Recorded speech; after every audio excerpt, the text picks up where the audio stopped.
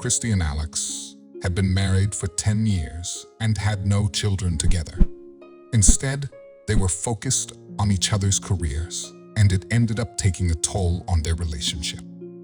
During special occasions, like Valentine's Day and their anniversary, Alex and Christy would always head out to a simple dinner at a restaurant.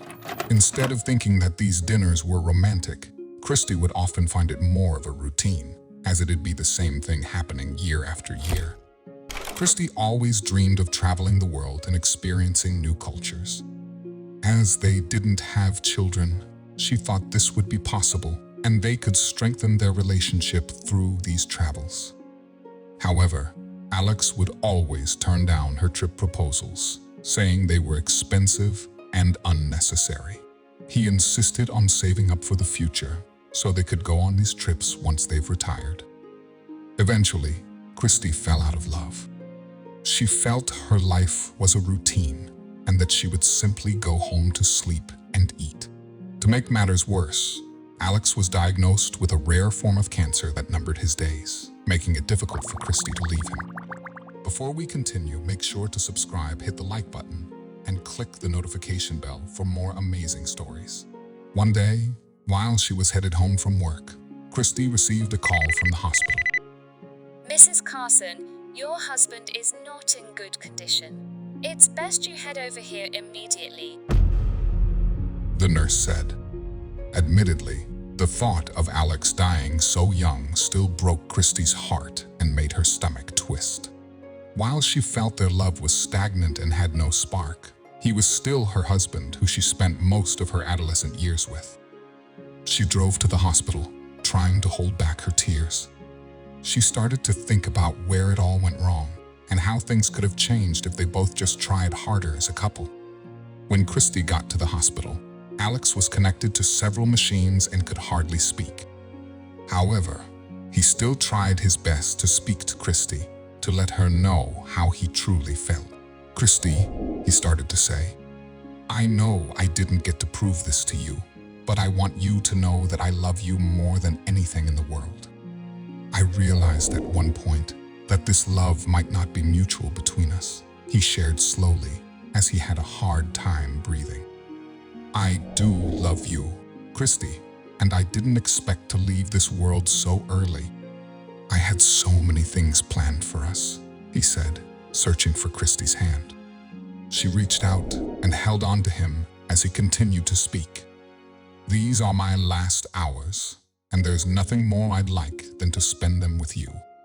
And when I die, I'd like to bring a piece of you with me. So please, at my funeral, please put something in my pocket of yours so that I can keep it forever. At this point, Christy was in tears. Even though she fell out of love with Alex, she still loved him and considered him a great part of her life.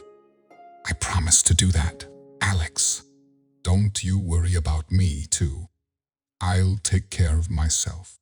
So you rest easy and watch over me from up there, okay? I'm glad you don't need to be in pain for much longer, she assured him. Alex nodded as he continued to hold Christy's hand. If it's not too much to ask, would it be all right if I was buried in my favorite blue suit? You know which one that is. Christy nodded her head. Of course, but don't think about that now. Let's just enjoy these moments together. Okay, trying her best to smile. For the next couple of hours, Christy sat beside Alex.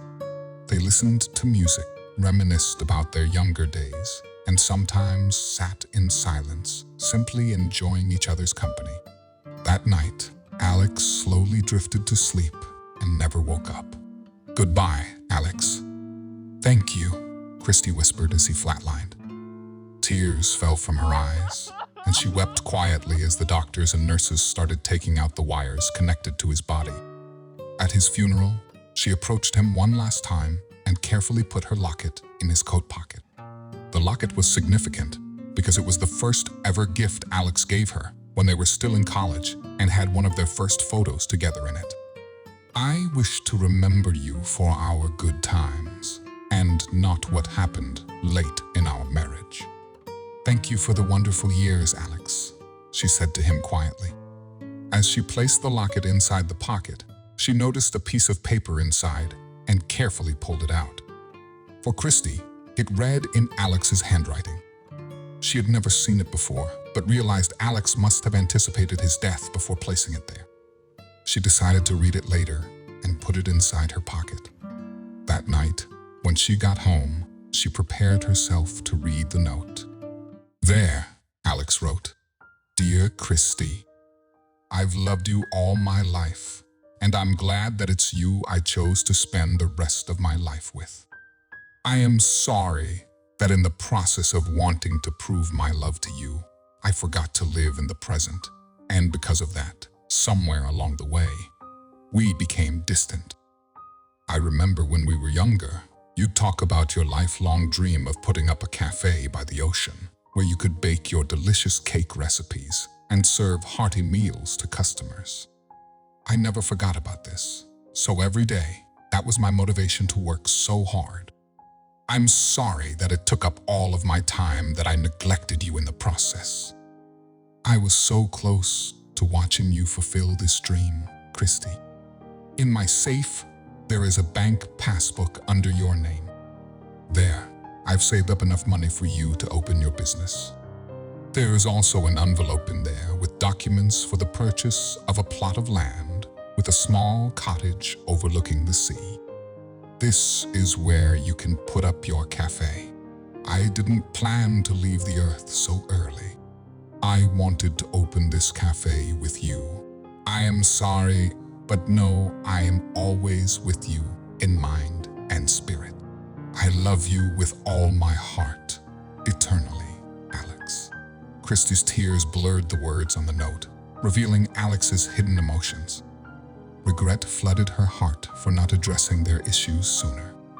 She wished she had seen beyond his stoic exterior and fought for their relationship. With each word, the weight of missed opportunities grew heavier, suffocating her with remorse. Now, the chance to mend what was broken slipped away, leaving her engulfed in sorrow. "I'm sorry for letting go so quickly, Alex," Christy sobbed to herself. "I wish I could turn back time," she cried. That night, she prayed to Alex the entire time, speaking to him about his regrets and wishes. Although it took her some time to get over his death, she slowly got back on her feet and started planning the cafe opening, as it's what Alex would have wanted. After a couple of months, she was ready to finally launch her cafe. She named it after her husband, Uncle Alex's Seaside Cafe. Thanks for tuning in to Spread Channel. Until next time, keep your imagination soaring.